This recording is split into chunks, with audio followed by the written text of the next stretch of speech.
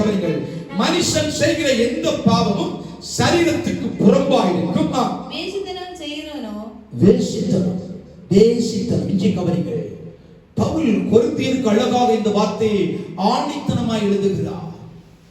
வேசித்தனம் தேவனுடைய திருச்சபையில் காணப்படக்கூடாது. இயேசுவின் இரத்தத்தினாலே சம்பாதிக்கப்பட்ட சபையில் இருக்கக்கூடாத ஒரு காரியத்தை ஆவியானவர் தெளிவாய் எழுதி வைத்திருக்கிறார். வேசித்தனம். இன்றைக்கு வேசித்தனம் என்றால் உலக சிநேகம். இயேசுவை நேசிக்கிற நான் இந்த உலகத்தையும் நேசிக்கிறேன். இயேசுவை நேசிக்கிற நான் இந்த உலகத்துக்கும் என்னை விட்டிருக்கிறேன். இயேசுவுக்காக வாழுகிற நான் இந்த உலகத்துக்காகவும் வாழ என்னை ஒப்புக் கொடுத்திருக்கிறேன். எப்படி?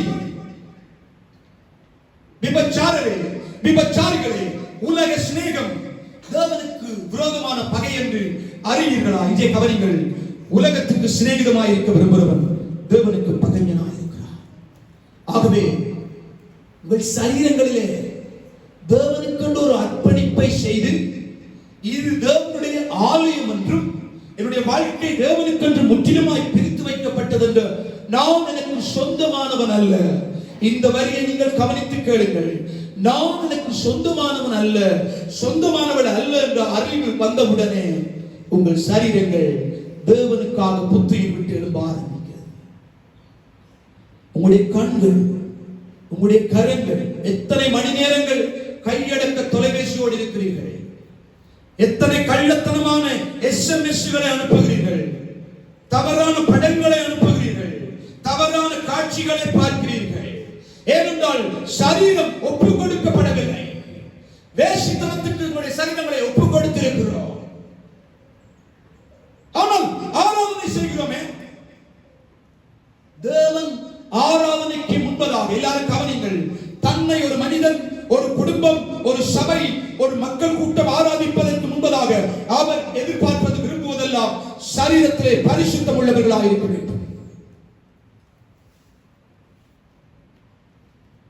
தங்கள் சரீரங்களை ஒப்புக் கொடுத்த மனிதர்களை வேதத்திலே நான் உங்களுக்கு காட்டித் தர போகிறேன். கவனிங்கள். தங்களுடைய சரீரங்களை தேவனுக்கென்று ஒப்புக் கொடுத்ததனால் அவர்கள் சந்தித்த சவால்கள். கொஞ்சம் தம்பி கவனி, தங்கச்சி, அம்மா, ஐயா எல்லாரும் கவனித்துக் கொள்ளுங்கள். தேவனுக்கென்று தாங்கள் வாழ தீர்மானித்து விசுவாசத்தை மறுதலித்து விடாதபடிக்கு தங்கள் வாழ்க்கையை ஒப்புக் கொடுத்ததினாலே அவர்கள் பட்ட பாடுகள் மத்தியிலும், அவர்கள் தங்கள் சரீரங்கள் பட்ட வேதனைகள் மத்தியிலும் ஆண்டவருக்காக ஜீவித்ததை உங்களுக்கு சொல்லித்தர நான் விரும்புகிறேன். கொஞ்சம் கவனமாய் கேட்டுக்கொள்ளுங்கள். இந்த காலை ஆராதனைக்கு வந்திருக்கிற தம்பி, தங்கச்சி, உங்கள் சரீரங்கள் தேவனுடைய ஆலயம் என்ற அறிவு உங்களுக்கு உண்டோ? உங்கள் சரீரம் தேவனுடைய ஆலயம் என்ற அறிவு உண்டோ? இன்றைக்கு உலகத்திலே வாலிப பிள்ளைகள் எப்படியும் வாழுகிறார்கள், மனம் போனபடி வாழுகிறார்கள்.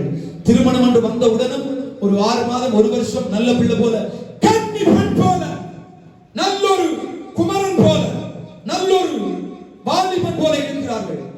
அதற்கு முன்பதாக மோசமான ஜீவியம்,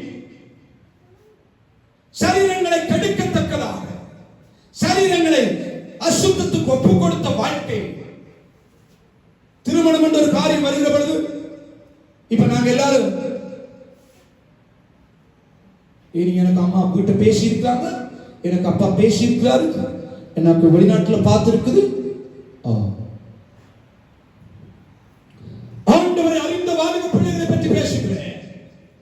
சிறு வயதில் இருந்து வேதாகமத்தை வாசித்த பிள்ளைகளை பற்றி பேசுகிறேன். கர்த்தருடைய ஜனம் என்று சொல்லுகிறவருடைய வாலிபர்களை பற்றி பேசுகிறேன்.